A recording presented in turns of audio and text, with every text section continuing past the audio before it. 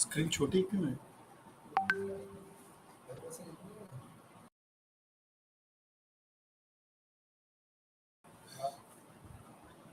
નમસ્કાર દર્શક મિત્રો, જય Hind to all of you.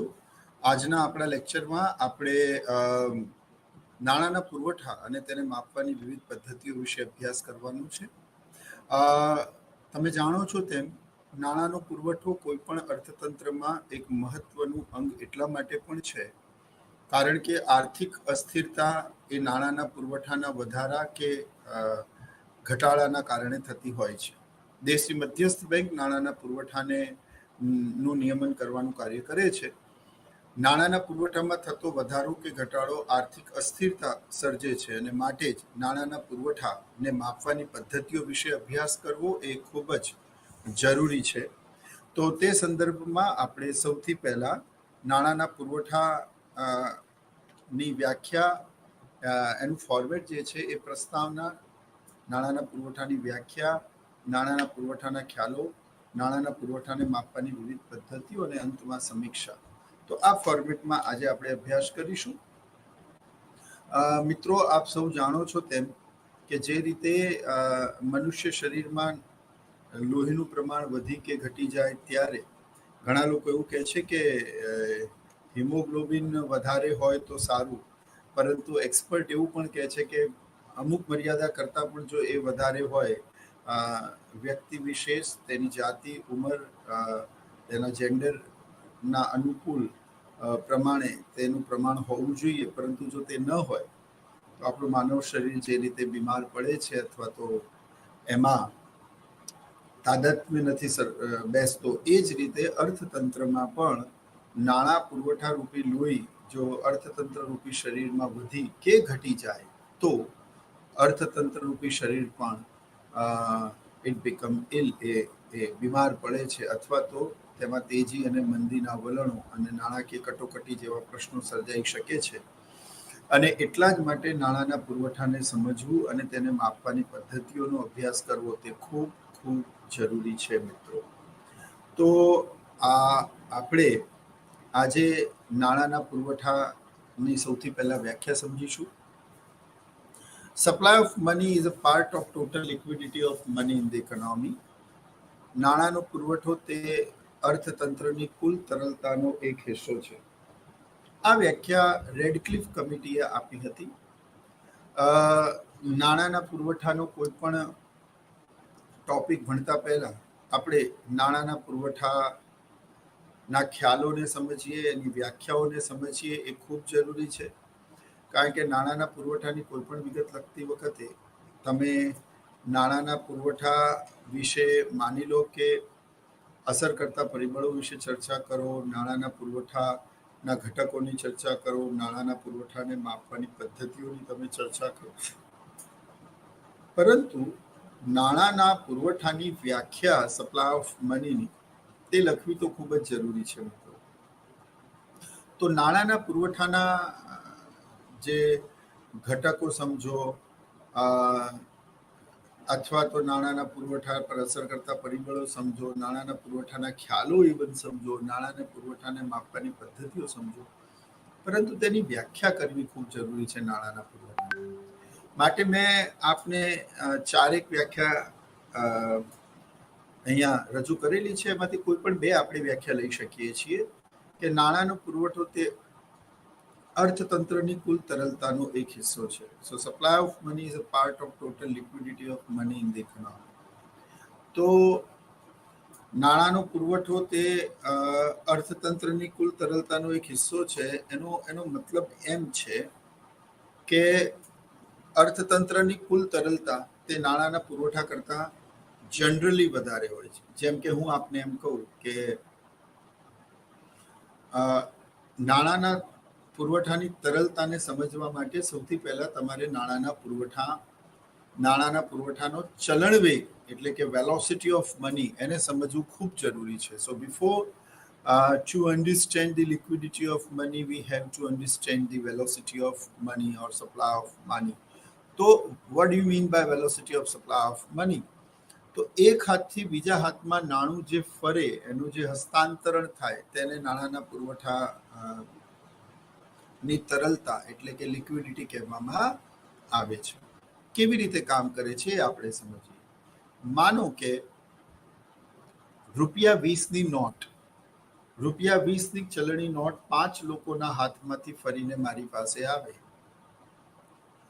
તો નાણાંનો ચલણ વેગ કેવી રીતે જાણી શકાય? તો કે નાણાંનો ચલણ વેગ જાણવા માટે નાણાંનું મૂલ્ય ગુણ્યા કુલ સોદાઓની સંખ્યા. તો નાણાંનું મૂલ્ય અહીંયા ₹20 છે, કુલ સોદા 5 થયા, તો 20 ગુણ્યા 5 બરાબર 100 થાય.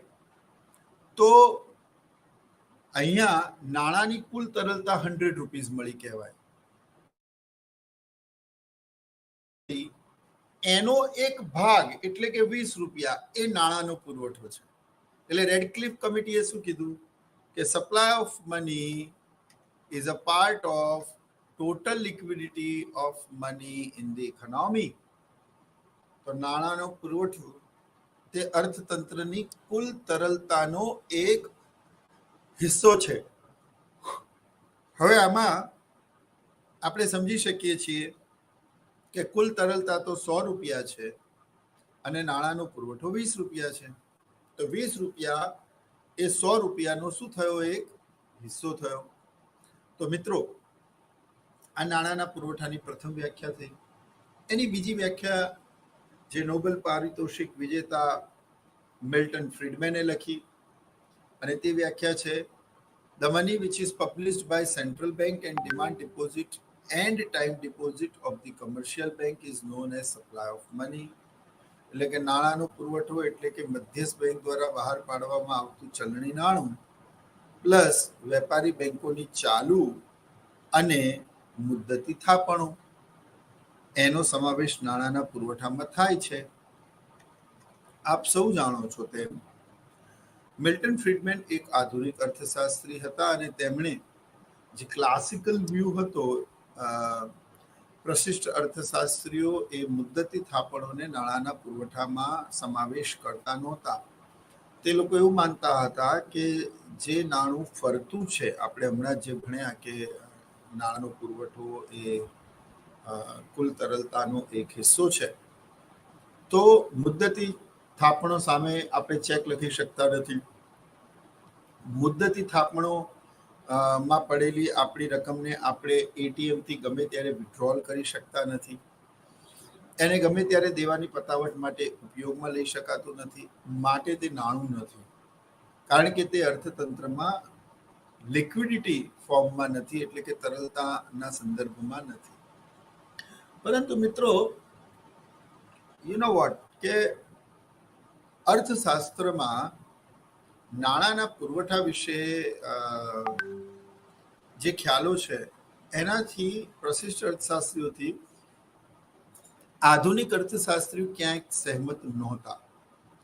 તે લોકો એવું માનતા હતા કે ભાઈ જે મુદ્દતી થાપણો છે જે બેંકમાં મૂકવામાં આવે છે, જેમ કે આપ અને હું ફિક્સ્ડ ડિપોઝિટ કરાવીએ અને ચોક્કસ સમય માટે આપણે આપણા નાણાંને ચોક્કસ મુદ્દત માટે બેંકમાં મૂકી રાખીએ, તો બેંક એ થાપણોને પોતાની પાસે મૂકી રાખતી નથી. બેંક એને ક્યાંક ને ક્યાંક કોઈકને ધિરાણ તો કરે જ છે. આપણે સમજીએ છીએ કે સમાજમાં ફાજલ પડેલી બચતો નીચા વ્યાજે સ્વીકારી જરૂરિયાતમંદ લોકોને ઊંચા વ્યાજે ધિરાણ કરતી નાણાકીય સંસ્થાને આપણે બેંક કહીએ છીએ.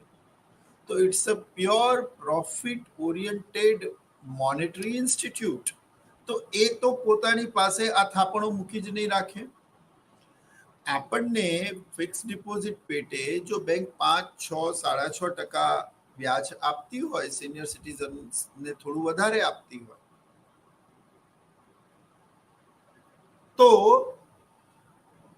આપણી મૂકેલી થાપણો બેંક કોઈક હોમ લોન કે કોઈ કાર લોન કે કોઈ જરૂરિયાતમંદ વ્યક્તિને ઊંચા વ્યાજે ધિરાણ કરે છે અને આ બંને વચ્ચેનો તફાવત તે બેંકનો નફો બને છે.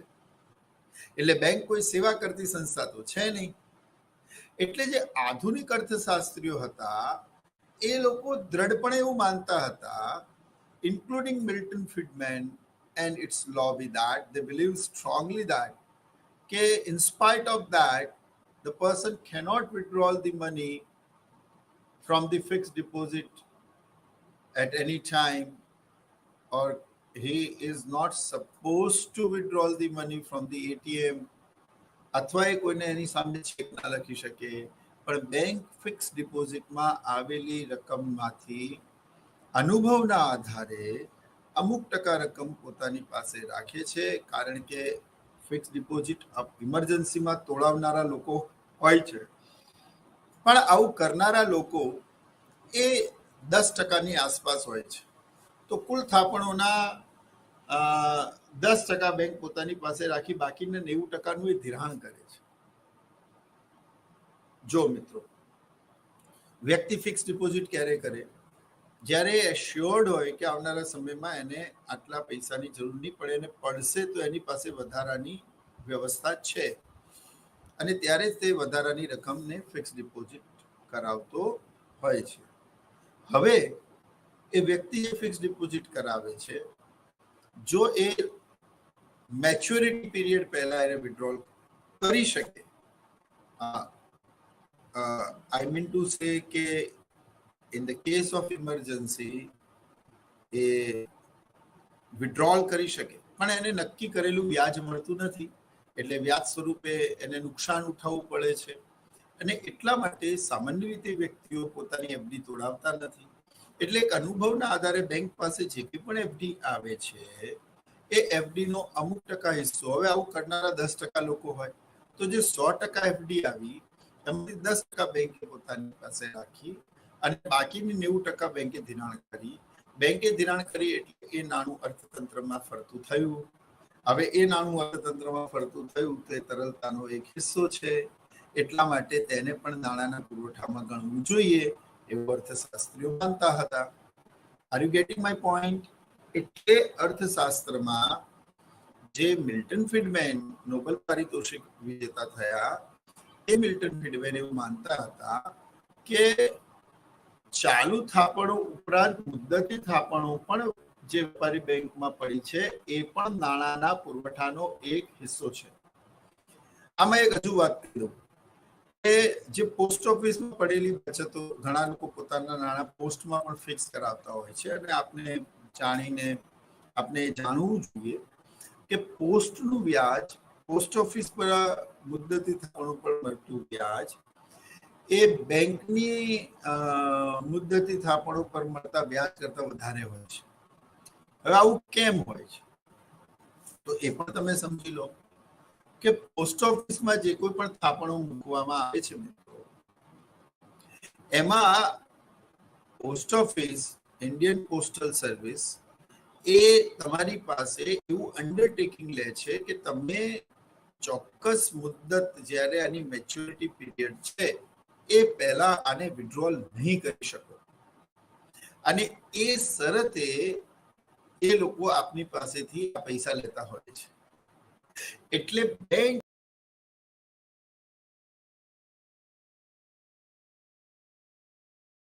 રાખે છે, એટલે જે રૂપિયા એને મૂકી રાખ્યા, માની લો કે 10% લોકો નહીં આવ્યા, કારણ કે બેંકે એને ફેરવ્યું નહીં, એટલે બેંકને વ્યાજ મળ્યું નહીં, એટલે જે 10%નું નુકસાન એક કોમર્શિયલ બેંક, વેપારી બેંક કરે છે, એ નુકસાન કદાપી પોસ્ટ ઓફિસ નથી કરતી. પોસ્ટ ઓફિસ તો તમારું અન્ડરટેકિંગ પહેલાથી જ લઈ લે છે, એવું એ કહી દે છે કે you are not suppose to withdrawal your money before the maturity period of time. It means કે પોસ્ટ ઓફિસ પોતાની પાસે આવતી તમામ મુદ્દતી થાપણો 100% ધિરાણ કરી શકે, એટલે જે 10%નું નુકસાન બેંક કરે એ પોસ્ટ ના કરે, એટલે પોસ્ટને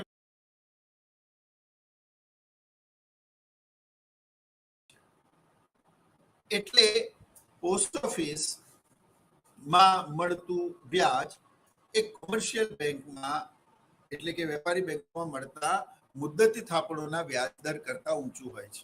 એટલે જો તમારે પૈસાની શ્યોર જરૂર ના પડવાની હોય તો it would be better that you have to deposit your money in post rather than a commercial bank. Okay, તો ફરી એકવાર જે બીજી જે વ્યાખ્યા છે એ વ્યાખ્યા એવી છે કે જેમાં પ્રશિષ્ટ અર્થશાસ્ત્રી એવું માનતા હતા કે the money which is published by central bank and the demand deposit of the commercial bank is known as supply of money. એમાં મિલ્ટન ફ્રીડમેને એક એડ કરી કે the money which is published by central bank and the demand plus time deposit of the commercial bank is known as supply of money. એટલે Milton ફ્રીડમેને આમાં એક વાત મુદ્દતી થાપણની add કરી જેની ચર્ચા અને સમજૂતી મેં તમને હમણાં આપી છે. અને આપને ખબર જ છે કે ભારતની મધ્યસ્થ બેંક દ્વારા બહાર પાડવામાં આવતું ચલણી નાણું, એટલે આપને ખબર જ છે એની ચર્ચા જો કે આપણે આગળ પણ કરવાના છીએ કે 2 રૂપિયાથી લઈને ઉચ્ચતર મૂલ્યનું કાગદી નાણું એ દેશની મધ્યસ્થ બેંક પબ્લિશ કરે છે. અને એક હજુ તમારી જાણકારી માટે કહી દઉં કે 1 રૂપિયાની નોટ અને તમામ સિક્કાઓ એ ભારત સરકાર બહાર પાડે છે, એ રિઝર્વ બેંક ઓફ ઇન્ડિયા બહાર પાડતું નથી. અને 1 રૂપિયાની ચલણી નોટ ઉપર એ ભારતના રિઝર્વ બેંકના ગવર્નરની સાઇન પણ હોતી નથી.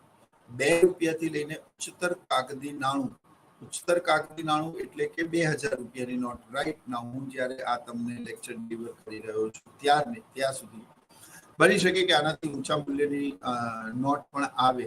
અને એવા ઘણા બધા દેશો છે જેમાં આનાથી ઊંચા મૂલ્યની નોટ જ્યારે આવે, 2000 કરતા વધારાની નોટ ચાલે છે ચલણી નોટો, તો આપણું કહેલું સ્ટેટમેન્ટ ખોટું ન પડે એટલા માટે આપણે એવું લખવું પડે કે ભાઈ 2 રૂપિયાથી લઈને ઉચ્ચતર મૂલ્યનું ચલણી નાણું, કાગળી નાણું એટલે 2000 રૂપિયાની અધિકારિક તौर પર આપવામાં આવી અને ત્યારબાદ ભારતમાં ચલણી નોટો છાપવાનો ઇજારો તે રિઝર્વ બેંક ઓફ ઇન્ડિયાની પાસે છે, પછી તે ભારતની મધ્યસ્થ બેંક તરીકે ઓળખાય.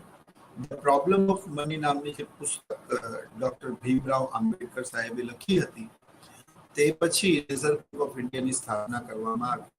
અને તમને જાણીને એનાથી પણ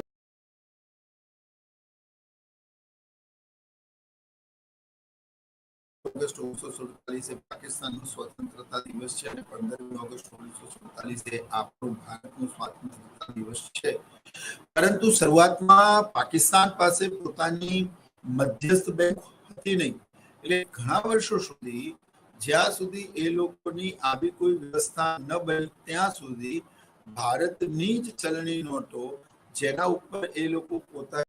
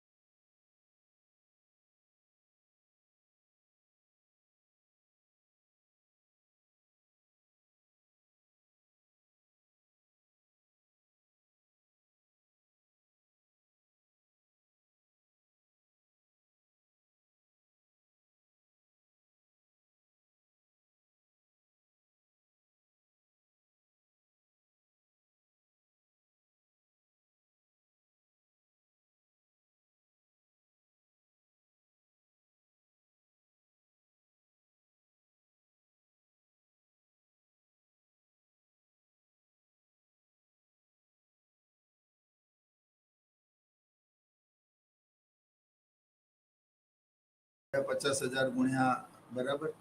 હવે એ રકમ બેંકને ખબર છે કે દરેક વ્યક્તિ મિનિમમ આટલું બેલેન્સ મેન્ટેન કરવાનો છે, એટલે એ જે કંઈ પણ બેલેન્સ મેન્ટેન કરવાનો છે એટલું બેલેન્સ કોટક મહિન્દ્રા બેંક એ ધિરાણ કરી શકે, એટલે એને વ્યાજ મળે. એને વ્યાજ મળે એટલે એ તમને 6% આપે, કારણ કે એને હોમ લોન અને બીજી એવી લોન માટે, કાર લોન માટે લાંબા ગાળાનું ધિરાણ કરીને એમાંથી 10-12% વ્યાજ કમાયું હોય તો તમને 6-7% આપવામાં બેંકને કોઈ વાંધો જ ના હોય. આવા સંજોગોમાં કરંટ એકાઉન્ટ પર વ્યાજ મળતું હોય છે. બાકીના સંજોગોમાં સામાન્ય રીતે રાષ્ટ્રીયકૃત બેંકોમાં કાં તો નાની બરાબર અથવા તો નથી જ મળતું. એનું કારણ એ છે કે કરંટ એકાઉન્ટ ઉપરમાં જે કંઈ પણ રકમ મૂકવામાં આવે છે એ વ્યક્તિ ગમે ત્યારે, ચાલુનો મતલબ વ્યક્તિ ગમે ત્યારે એને વિડ્રોલ કરી શકે છે, ડિપોઝિટ કરી શકે છે. He can do the transaction as many as time he wants. આ સંદર્ભમાં શું થાય, આ સંદર્ભમાં વ્યક્તિની કરંટ એકાઉન્ટમાં પડેલી રકમ બેંક ધિરાણ કરી શકતી નથી, કારણ કે બેંકને એવું એશ્યોરન્સ નથી કે આ વ્યક્તિ આટલા સમય માટે મૂકી રાખશે. અને એટલા માટે બેંકને વ્યાજ મળતું નથી. બેંકને વ્યાજ મળતું નથી માટે તમને આપતી નથી. બહુ સિમ્પલ સ્ટ્રેટ ફોરવર્ડ લોજિક છે. સો બેંક તમને ધિરાણ કરંટ એકાઉન્ટમાં સામાન્ય રીતે આપતી નથી, ને આપે છે તો બહુ જ નહિવત નોમિનલ આપે છે. એના કરતાં વધારે વ્યાજ તે બચત ખાતા પર આપે છે. તેના કરતાં વધારે વ્યાજ તે મુદ્દતી થાપણો માટે આપે છે. મુદ્દતી થાપણો બેંક લાંબા ગાળા માટે ધિરાણ કરે છે અને માટે બેંકને ઊંચું વ્યાજ, વધારે વ્યાજ મળે છે. માટે તમને વધારે વ્યાજ લાંબા ગાળાની થાપણો પર આપે છે. ફાઇન. તો જે ટ્રેડિશનલ એપ્રોચ હતો એ પ્રશિષ્ટ અર્થશાસ્ત્રીઓ એવું માનતા હતા કે નાણાંનો જે પુરવઠો છે એ નાણાંનો પુરવઠો એમાં મુદ્દતી થાપણોનો સમાવેશ કરવો જોઈએ નહીં. પરંતુ જે આધુનિક અર્થશાસ્ત્રીઓ છે એ આધુનિક અર્થશાસ્ત્રીઓ તો એવું દ્રઢપણે માનતા હતા કે ભાઈ નાણાંના પુરવઠામાં મુદ્દતી થાપણોનો પણ સમાવેશ થવો જોઈએ. એટલે આવા બે અલગ અલગ કન્સેપ્ટ છે, ખ્યાલો છે. એને એક પ્રણાલિકાગત ખ્યાલ કહેવાય છે અને એક આધુનિક ખ્યાલ કહેવાય છે, which is known as a traditional approach of supply of money or concept of supply of money, and second is the modern concept or approach of the supply of money. In the modern approach, there is a Milton Friedman and the economists, those who are believing that the fixed deposit, or we can say the time deposit, also a part of supply of money. જેનું logic મેં already આપને સમજાવી દીધું છે. તો હવે આપણે નાણાંના પુરવઠાને માપવાની વિવિધ પદ્ધતિઓની ચર્ચા કરીએ. મેં આપને કહ્યું તેમ કે જે સેકન્ડ વર્કિંગ ગ્રુપ ઓફ આરબીઆઈએ વ્યાખ્યા આપી કે નાણાંનો પુરવઠો તે નાણાંનો પુરવઠો એટલે M1, M2, M3, M4 છે. તો એ શું છે? તો જો આજે આપણે હવે એની ચર્ચા કરીએ. તો મિત્રો, જે M1 છે તે the money people have plus demand deposit of the commercial bank plus RBI's deposits. આને બેંકે M1 નું નામ આપ્યું. તો M1 માં શું શું આવ્યું કે the money people have plus demand deposit of commercial bank. See the traditional approach, fine, and the various deposit of the RBI.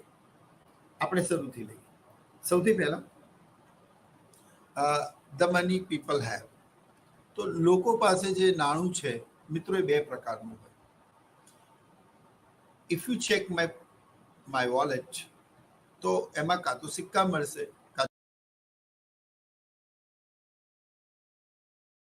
લોકો પ્લાસ્ટિક મની અથવા ડિજિટલ મની પણ રાખતા હોય છે.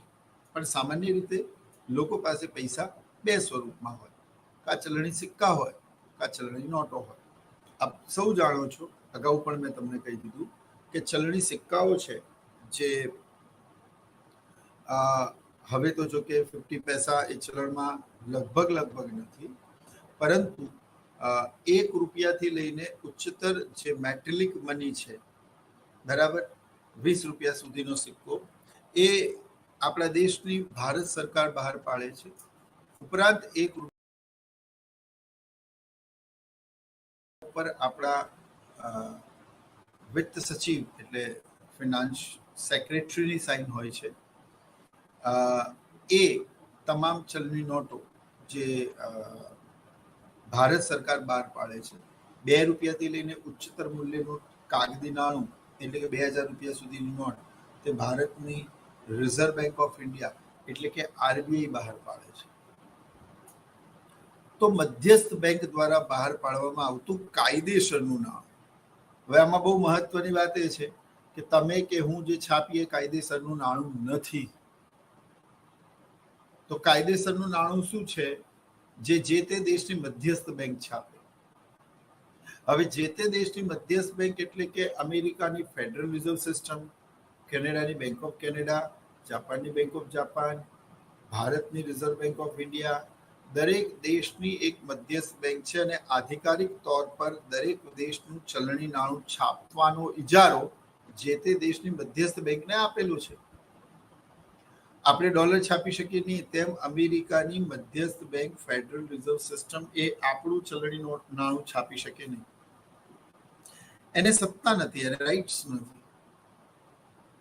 અને જો આવું તે કરે તો તે આધિકારિક રીતે એક્સેપ્ટેબલ નથી, અથવા તો તે કાયદાની દ્રષ્ટિએ ન્યાયી નથી. તો મધ્યસ્થ બેંક દ્વારા બહાર પાડવામાં આવતું ચલણી નાણું, તો તમે એવું સમજો કે એટલા માટે હું વારે ઘડી સમજાઈ રહ્યો છું કે મધ્યસ્થ બેંક ₹1 નોટ અને સિક્કાઓ છાપતી નથી, તે ભારત સરકાર બહાર પાડે છે. ₹2 લઈને ₹2000 નોટ પર ભારતના ગવર્નર જનરલની સાઇન હોય છે.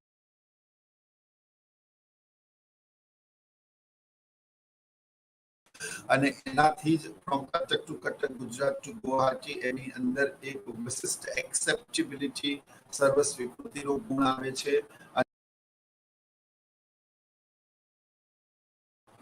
નાણાં તરીકે તમામ પ્રકારના વિનિમય અને દેવાની પ્રથાઓ માટે ઉપયોગમાં થાય છે. જેવું જ તમે જાણો છો કે ભારતમાં ડિમોનેટાઇઝેશન થયું અને એ ડિમોનેટાઇઝેશન જે ભારતની અંદર કરવામાં આવ્યું, જેમાં 500 અને ₹1000 નોટ બેન કરવામાં આવી, તેમાં જેવું જ સરકારે એવું કહ્યું કે ભાઈ આજ રાત 12 बजे के बाद ये तमाम प्रकार की करेंसी नोट जो 500 और 1000 रुपीस की है वो वैधिक रहेगी नहीं. तो જ્યારે દેશની સેન્ટ્રલ ઓથોરિટી અને આરબીઆઈ ડિક્લેર કરે તો હવે એ કાગદી નાણાંની અંદર કોઈ પણ વસ્તુને ખરીદવાની ક્ષમતા નથી, ચલણમાં નથી. આનો અર્થ એ થયો કે ચલણમાં નથી, એની અંદર કોઈ પણ, કારણ કે જેવું જ બેંકે સરકારે અને આરબીઆઈ ડિક્લેર કર્યું એટલે એ કાગળનું કોઈ મોલ રહ્યું નહીં. એટલે મધ્યસ્થ બેંક જે ચલણી નાણું બહાર પાડે તે અને વેપારી બેંકોની demand deposit, it means we are talking about, when we are talking about demand deposit, it's include two type of the deposit, that is current deposit as well as the saving deposit. એટલે ચાલુ ખાતાની થાપણો અને મુદ્દતી થાપણો. તો એને demand કેમ કહેવામાં આવે છે તો એ પણ સમજી લો કે whenever you demanding your money you will get your money. તો તમે ચાલુ ખાતામાં અને બચત ખાતામાં પડેલી કોઈ પણ થાપણો ગમે ત્યારે માંગો ત્યારે તમને મળે જ છે, અને એ તમને મળે છે એટલે એને ડિમાન્ડ ડિપોઝિટ કહેવામાં આવે છે. ફાઇન. એટલે જ્યારે પણ ડિમાન્ડ ડિપોઝિટની વાત થાય ત્યારે તેમાં ચાલુ અને મુદ્દતી બંને ખાતાની થાપણોનો સમાવેશ થાય છે.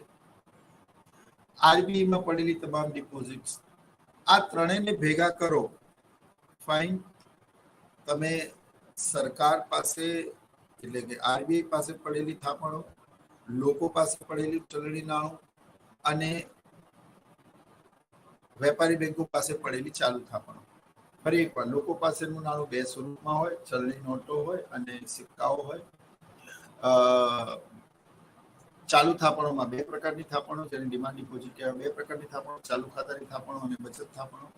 પ્લસ આરબીઆઈની પાસે પડેલી તમામ પ્રકારની ડિપોઝિટ્સ.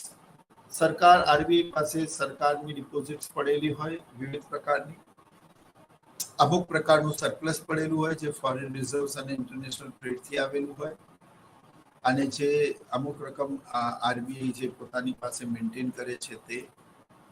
હવે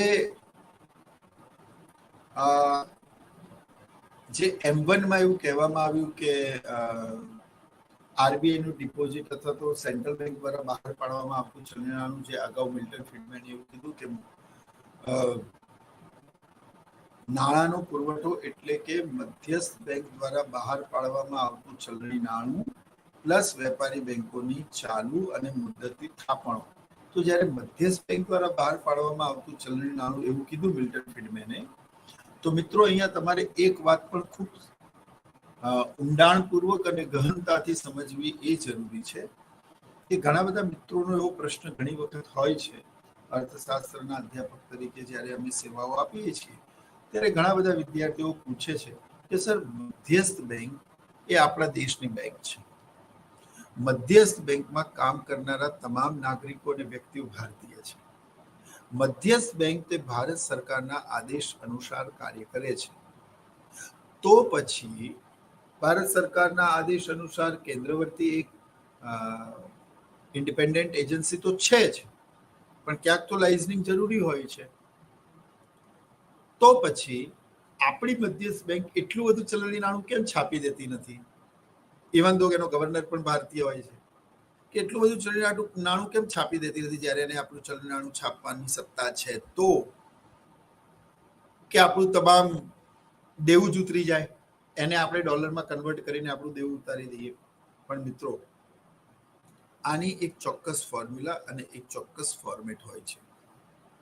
તમે વિશ્વ બેંક અને IMF ના કન્સર્ન વગર એવું ન કરી શકો, ને એવું કરવાથી દેશમાં આર્થિક કટોકટી ઊભી થતી હોય. ઝિમ્બાબ્વે જેવા ઇકોનોમીમાં આવું સદંતર જોવા મળ્યું કે એમણે કોઈ પણ પ્રકારના દૂરગામી પરિણામોની વિચારણા કર્યા વગર જ્યારે આવું ચલણી નાણું છાપ્યું ત્યારે ઝિમ્બાબ્વે અર્થતંત્રમાં કેવા દુષ્ગામી પરિણામો સર્જાયા એ સમગ્ર વિશ્વને ખબર છે. અને તેમાં 1 લાખ રૂપિયા સુધી અને 10 લાખ રૂપિયા સુધીની પણ ચલણી નોટ બહાર પાડવી પડી, કારણ કે એટલો બધો ફુગાવો સર્જાયો. નાણાંનો પુરવઠો વધી જવાથી એટલા બધા ભાવો વધી ગયા કે અર્થતંત્રમાં મોનેટરી ઇમરજન્સી અને નાણાકીય કટોકટી સર્જાઈ. અને અમેરિકા અને વિશ્વ બેંક IMF ઇન્ટરફિયર કરવું પડ્યું. ત્યારે જઈને પરિસ્થિતિ થોડી થાળે પડી. એવી પરિસ્થિતિમાં જો ભારત સરકાર પણ જરૂરિયાત કરતા વધારે ચલણી નાણું છાપે અથવા એના કરતા ઓછું છાપે, આ બંને સંજોગોમાં કટોકટી સર્જાઈ શકે. એટલે જ મેં કહેલું કે જે રીતે મનુષ્ય શરીરમાં વહેતું લોહીનું પ્રમાણ વધી કે ઘટી જાય તો તે આપણું માનવ શરીર બીમાર પાડે છે, તે જ રીતે અર્થતંત્ર રૂપી શરીરમાં નાણારૂપી લોહી જો એનું પ્રમાણ વધી કે ઘટી જાય તો તે અર્થતંત્ર રૂપી શરીરમાં ઘણા બધા વિક્ષેપો ઊભા કરી શકે છે. અને એટલા જ માટે નાણાંના પુરવઠાને અને તેને માપવાની પદ્ધતિઓને સમજવું એ ખૂબ જ જરૂરી છે મિત્રો. એટલે મધ્યસ્થ બેંક, આપણા દેશની મધ્યસ્થ બેંક જે ચલણી નાણું બહાર પાડે છે એની ચોક્કસ એક સિસ્ટમ છે. અને સિસ્ટમ શું છે એ પણ આપણે સમજીએ તો એમાં લઘુત્તમ અનામત પદ્ધતિ, મહત્તમ અનામત પદ્ધતિ, નિશ્ચિત અનામત પદ્ધતિ, આવી અલગ અલગ પદ્ધતિઓથી ચલણી નાણું બહાર પાડવામાં આવે છે. એમાં ભારતમાં લઘુત્તમ અનામત પદ્ધતિથી ચલણી નાણું બહાર પાડવામાં આવે. રકમ જમા કરવાની અને એની સામે એટલા પ્રમાણમાં ચલણી નાણું બહાર પડે. લઘુત્તમ અનામત પદ્ધતિમાં તમે મિનિમમ આટલી રકમ જમા કરો, સરકાર RBI પાસે જમા કરે, એની સામે રિઝર્વ બેંક એમને ચલણી નાણું બહાર પાડીને આપે. તો ભારતમાં જે લઘુત્તમ અનામત પદ્ધતિ છે, minimum reserve system method, it means એમાં 200 કરોડ રૂપિયા ભારત સરકારે RBIમાં જમા કરાવવા પડે છે. એ 200 કરોડ રૂપિયામાં 115 કરોડની 115 કરોડનું ડિપોઝિટ અલગ હોય છે અને 85 કરોડનું ગોલ્ડ અને ડિપોઝિટ્સ અલગ અલગ હોય છે. આ બંને ગોલ્ડ એટલે કે સુવર્ણ અને સરકારી જામીનગીરીઓ વિશિષ્ટ પ્રકારની એનું કોમ્બિનેશન હોય છે, જે એક ભાગ 115 કરોડનો હોય અને એક ભાગ 85 કરોડનો હોય. આ રકમ જ્યારે ભારત સરકાર રિઝર્વ બેંક ઓફ ઇન્ડિયામાં જમા કરાવે ત્યારે રિઝર્વ બેંક ઓફ ઇન્ડિયા એની સામે કાગદી નાણું પબ્લિશ કરે છે કે છાપીને આપે છે. એ સિવાય નહીં, અને એ પણ એ જ્યારે છાપે છે ત્યારે એ પણ આપણે સમજવાનું રહ્યું મિત્રો કે એ પણ એ જે છાપે છે એ એમાં એક સ્વતંત્રતા એ લઈ શકે જે તે દેશની સરકાર કે એમાં ભાઈ તમારે 20ની નોટ કેટલી જોઈએ, 50ની નોટ કેટલી જોઈએ, 100, 500 કે 2000 રૂપિયાની નોટ કેટલી જોઈએ કે 200 રૂપિયાની નોટ કેટલી જોઈએ, એ તમે કહો એ પ્રમાણે એ છાપી આપે. પરંતુ આ તમામ પ્રકારનું જે ચલણી નાણું ભારત સરકાર વતી આરબીઆઈ બહાર પાડે છે, એમાં ભારત સરકારે આરબીઆઈમાં 200 કરોડની અનામતો જમા કરાવવી પડે છે. અને એ 200 કરોડની અનામતો જે જમા કરાવે છે અને એની સામે જે ચલણી નાણું બહાર પાડવામાં આવે છે એને લઘુત્તમ અનામત પદ્ધતિ તરીકે ઓળખવામાં આવે છે.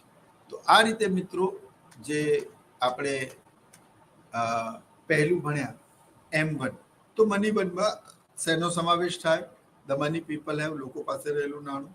The demand deposit of commercial bank, એટલે કે વેપારી બેંકોની ચાલુ થાપણો, જેમાં બે પ્રકારની થાપણો, ચાલુ ખાતાની અને બચત ખાતાની, પ્લસ આરબીઆઈ ડિપોઝિટ્સ.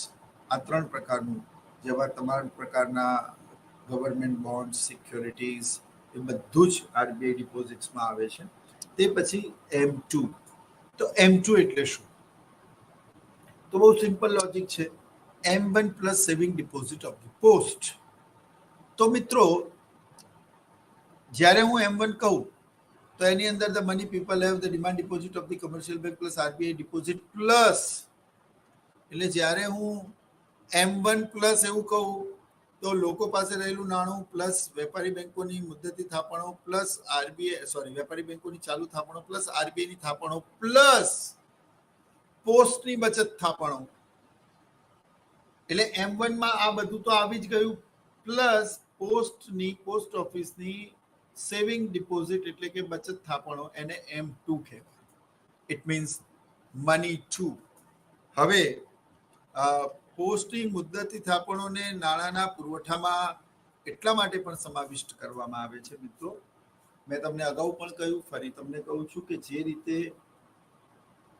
લોકો બેંકમાં પોતાના પૈસા મૂકતા હોય છે એ રીતે લોકો પોસ્ટમાં પણ પોતાના પૈસા મૂકતા હોય છે.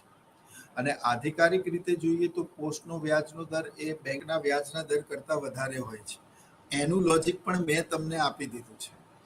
ગામડાઓમાં, ઇન્ટિરિયર રિમોટ એરિયાઝમાં બેંક હોય કે ના હોય, પણ પોસ્ટ ઓફિસ સરકારની ચોક્કસ હોય છે. અને પોસ્ટમાં, જો કે પહેલા તો પોસ્ટનું કાર્ય ખૂબ જ મહત્વનું હતું કમ્યુનિકેશન ક્ષેત્રે, પરંતુ હવે જ્યારે મોબાઈલ અને આધુનિક એરા છે તે સમયમાં પહેલા લોકો પોતાના સ્નેહીજનોના સંપર્કમાં રહેવા માટે ચિઠ્ઠીઓ લખતા, ગ્રીટિંગ્સ પણ દિવાળીના મોકલતા, શુભેચ્છા પાઠવતા. પરંતુ હવે આ ડિજિટલ એરામાં લોકો મેલ કરે છે, વોટ્સએપ દ્વારા અને વિડીયો કોલિંગ દ્વારા સમાચાર પૂછે છે. એટલે પોસ્ટ ઓફિસનું એ કમ્યુનિકેશન જે પ્રણાલી, કાગળ કાર્ય હતું, એ તો હવે એટલું મહત્વનું રહ્યું નથી. બહુ મહત્વના પાર્સલ પહોંચાડવા, કુરિયર પહોંચાડવા, પ્લસ હવે પોસ્ટ પણ એક પ્રકારની ફાઇનાન્શિયલ ઇન્સ્ટિટ્યૂટ તરીકે કાર્ય કરે છે. અને એ ફાઇનાન્શિયલ ઇન્સ્ટિટ્યૂટ એટલે કે આપ અને હું જાણીએ છીએ કે પોસ્ટનું વ્યાજ દર એ બેંકના વ્યાજ દર કરતાં વધારે હોય છે. અને એનું કારણ પણ મેં કહ્યું કે બેંક પોતાની પાસે આવતી થાપણોમાંથી અમુક ટકા એક અનુભવના આધારે પોતાની પાસે મૂકી રાખે છે, કારણ કે 10% લોકો એવા પણ હોય છે જે ઇમરજન્સીના ટાઈમ પર વેપારી બેંકોમાં મૂકેલી થાપણો, એ ફિક્સ ડિપોઝિટની થાપણો, એ લોકો તોડાવતા હોય છે ફિક્સ ડિપોઝિટ, અને પછી કારણ કે એ વ્યક્તિ નાગરિક તરીકે એવું કહી શકે કે મારે વ્યાજ નથી જોઈતું, જે નુકસાન થાય, પરંતુ મારા ફાધરનું અત્યારે તાત્કાલિક ઓપરેશન કરાવવાનું છે, મને મારી ડિપોઝિટ પરત કરો. અને તે સંદર્ભમાં બેંક આપે એ બંધાયેલી છે. એટલે આવું કરનારા લોકો જો કે બહુ જૂજ, એટલે કે એક અનુભવના આધારે 10% લોકો હોય તો 10% થાપણો બેંક પોતાની પાસે રાખે છે. બેંક એનું ધિરાણ કરી શકતી નથી અને માટે બેંકને વ્યાજ મળતું નથી. માટે એ 10%નું નુકસાન જે બેંક કરે છે, પોસ્ટ નથી કરતી. પોસ્ટ તો પહેલાથી જ ક્લિયર ફ્રેમ પર ચાલે છે કે જે વ્યક્તિઓ પોસ્ટમાં ફિક્સ ડિપોઝિટ મુદ્દતી થાપણો અમુક સમય માટે કરશે, એને નિશ્ચિત સમય મર્યાદા પહેલા આને વિડ્રોલ કરવા દેવામાં આવશે નહીં. એ શરત સાથે તો જ તમે પોસ્ટમાં રૂપિયા મૂકી શકો છો. માટે પોસ્ટ એવું એશ્યોરન્સ હોય કે આ રૂપિયા આ મેચ્યોરિટી પીરિયડ પહેલા પરત નથી કરવાનો. એટલે પોસ્ટ એને શું કરે છે, એનું ધિરાણ કરે છે 100% રકમ. એટલે જે 10%નું નુકસાન વેપારી બેંકોએ કર્યું એ પોસ્ટ કરતી નથી. એટલે પોસ્ટનું વ્યાજ દર વધારે હોય છે. સામાન્ય રીતે ગામડાના લોકો પોસ્ટમાં પોતાના નાણાં રોકતા હોય છે. એટલા માટે પોસ્ટની થાપણોને પણ નાણાંના પુરવઠામાં કાઉન્ટ કરવું જોઈએ, ગણવું જોઈએ તેવું અર્થશાસ્ત્રીઓને લાગ્યું. અને એટલા જ માટે એમણે M2 ની અંદર આની ચર્ચા અને સમાવેશ કર્યો કે M2 is equal to money one plus saving deposit of the post. એટલે કે M1 માં મેં કહ્યું તેમ the money people have the demand deposit of the commercial bank plus RBI's deposit plus savings deposit of the post office. હવે વાત આવે M3 ની. તો મિત્રો M3 કોને કહેવાય? તો M3 એટલે કે M1 plus M2 plus time deposits of the bank. હવે હું એવું કહું કે M1 પ્લસ M2, તો M1 એટલે the money people have, the demand deposit of the commercial bank, the RBI's deposit plus the saving deposit of the post. And when we are talking about the saving deposit of the post, again there are two types of the deposit. કારણ કે જે રીતે મિત્રો વેપારી બેંકોમાં 3 પ્રકારના account હોય, એ રીતે પોસ્ટ ઓફિસમાં પણ 3 પ્રકારના એકાઉન્ટ હોય. પણ પોસ્ટ ઓફિસમાં કરંટ એકાઉન્ટની જગ્યાએ એના માટે શબ્દ વાપરવામાં આવે છે રિકરિંગ એકાઉન્ટ. રિકરિંગ એકાઉન્ટ એટલે એ એકાઉન્ટમાં ઘણી વખત જોતા હોઈએ છીએ કે રોજ 10 રૂપિયા, 100 રૂપિયા, 50 રૂપિયા એક વ્યક્તિ જે એજન્ટ હોય પોસ્ટ ઓફિસનો, એ આવે અને એક ચોપડી પર નોંધ લે. જો કે આવું પહેલાના સમયમાં તો હવે તો બધું ડિજિટાઇઝેશન થઈ ગયું છે. અને એ વેપારી લોકો ખાસ કરીને પોતાની દુકાન પરથી ડેલી અમુક ટકા રકમ બચત સ્વરૂપે બેંકમાં મૂકતા આ રિકરિંગ એકાઉન્ટ હતું. તો જે રીતે બેંકમાં કરંટ એકાઉન્ટ હોય એ રીતે પોસ્ટમાં એક રિકરિંગ એકાઉન્ટ હતું.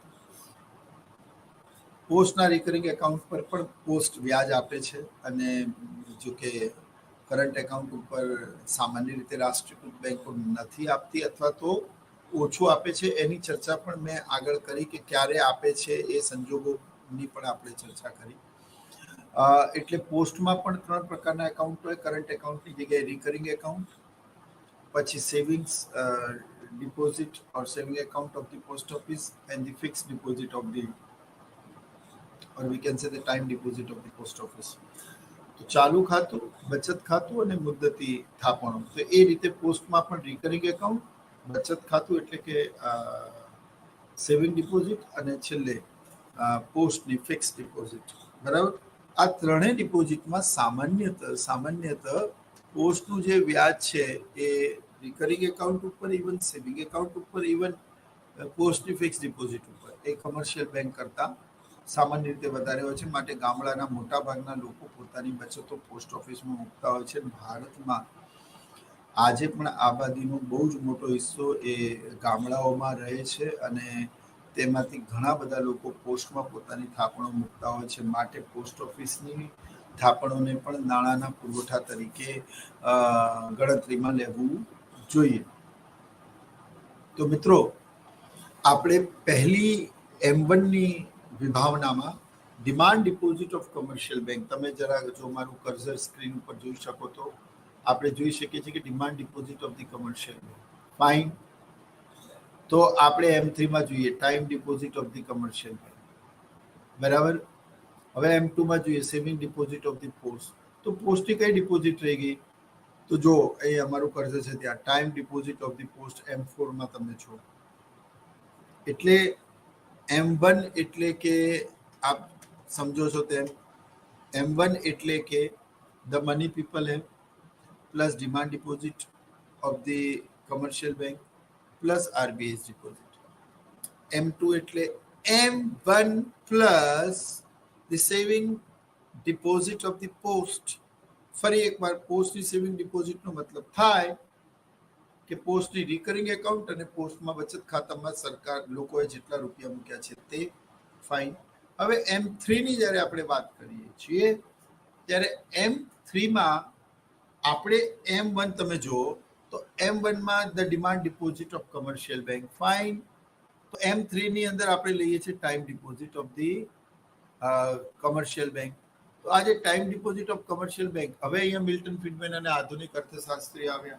શું કહ્યું તેમણે એવું કીધું કે ભાઈ ભલે મુદ્દતી થાપણોની સામે ચેક નથી લખી શકાતો, એને ગમે ત્યારે વિડ્રોલ નથી કરી શકાતું, બટ એ રૂપિયા બેંક પોતાની પાસે મૂકી તો રાખતી નથી.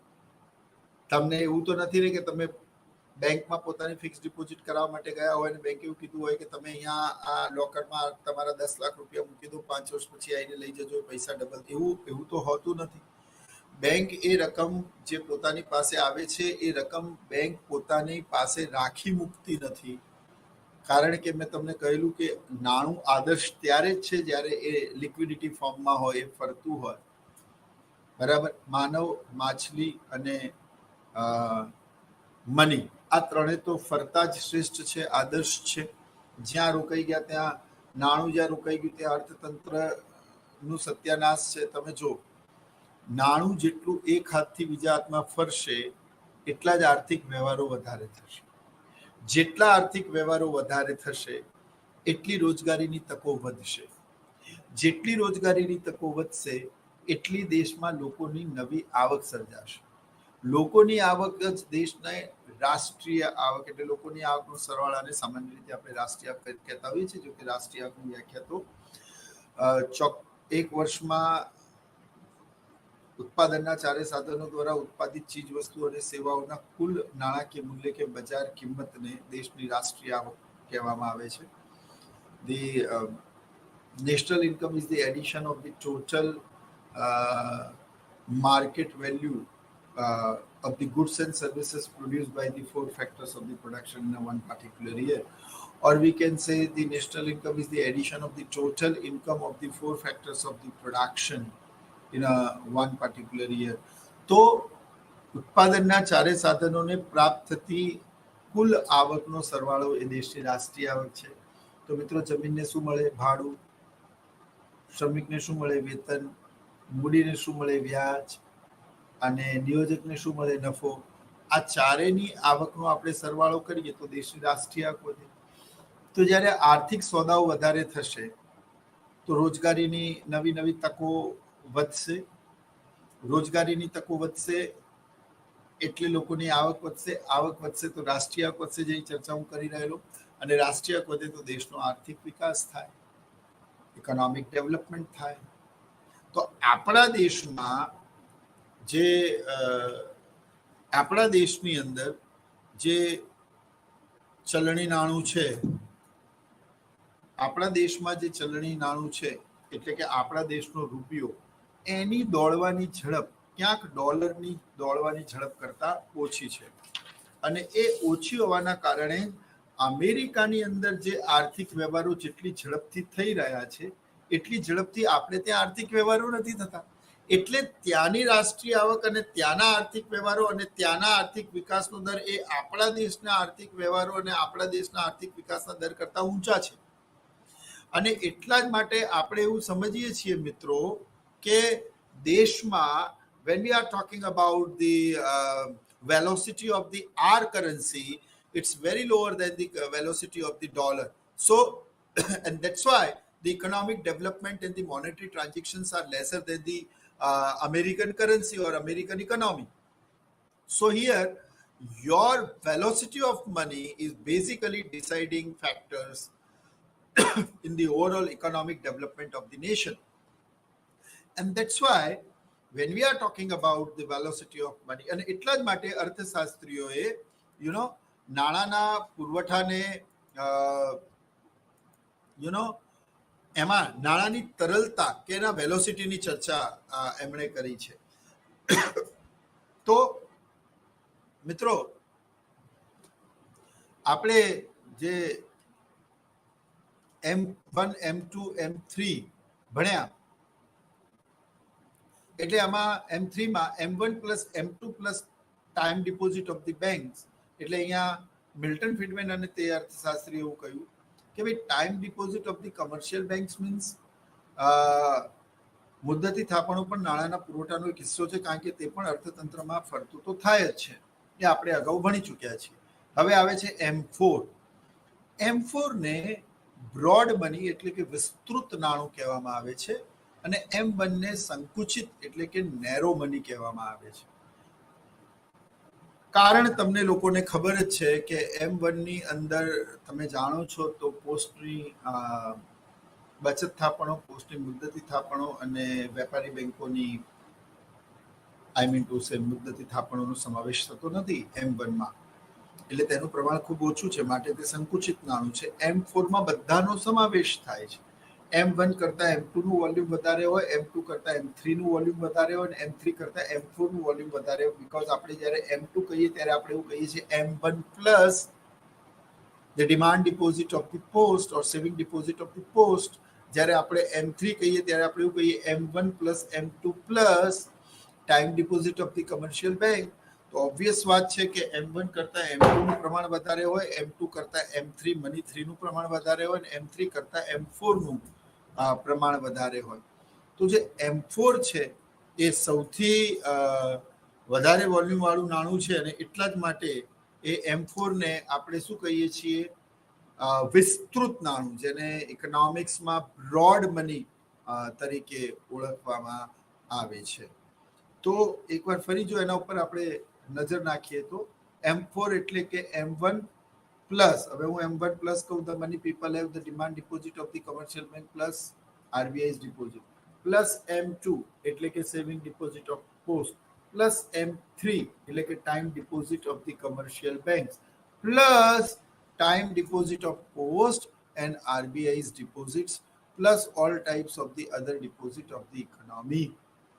તો હવે અહીંયા M4 ની અંદર તમે જો કે M1 પણ આવી ગયું, M2 પણ આવી ગયું, M3 પણ આવી ગયું, પ્લસ વધારાની થાપણો તરીકે આપણે જ્યારે M2માં M3 ની અંદર M2માં અંદર સેવિંગ ડિપોઝિટ ઓફ પોસ્ટ જોયેલા, તો પોસ્ટની ટાઈમ ડિપોઝિટ રહી ગઈ, તો એનો સમાવેશ અહીંયા કર્યો કે પોસ્ટ ઓફિસની જે મુદ્દતી થાપણો છે, મેં તમને કહ્યું કે પોસ્ટનું વ્યાજનો દર એ વેપારી બેંકોના વ્યાજના દર કરતાં વધારે હોય છે. ફાઇન. અને એટલા જ માટે એનો વ્યાજનો દર વધારે હોય છે, એટલા જ માટે આપણે એને વિસ્તૃત નાણાં તરીકે ઓળખતા હોઈએ છીએ મિત્રો. તો એ વિસ્તૃત નાણાં તરીકે જ્યારે આપણે એને ઓળખતા હોઈએ છીએ ત્યારે આપણે એની ચર્ચા કરીએ છીએ. અને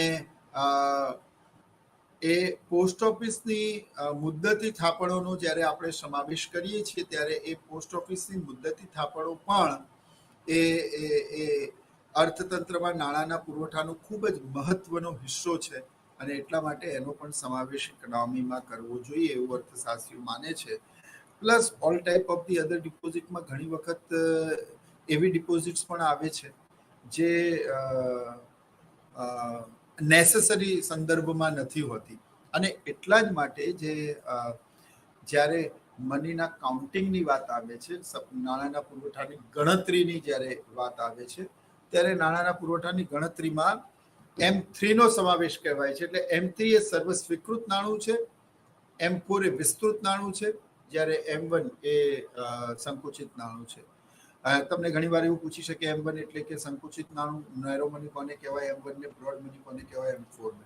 તો મિત્રો, આ સાથે જ I hope you enjoyed today's lecture and we deeply discuss about the various concepts of the supply of money and various methods of the supply of money. આવનારા લેક્ચરમાં આપણે ફરી મળીશું મિત્રો. ત્યાં સુધી જય હિન્દ, અને તમામ દર્શક મિત્રોને અર્થશાસ્ત્રની આગલી લેક્ચર શ્રેણીમાં એક નવા ટોપિક સાથે આપણે મળીશું. ધન્યવાદ.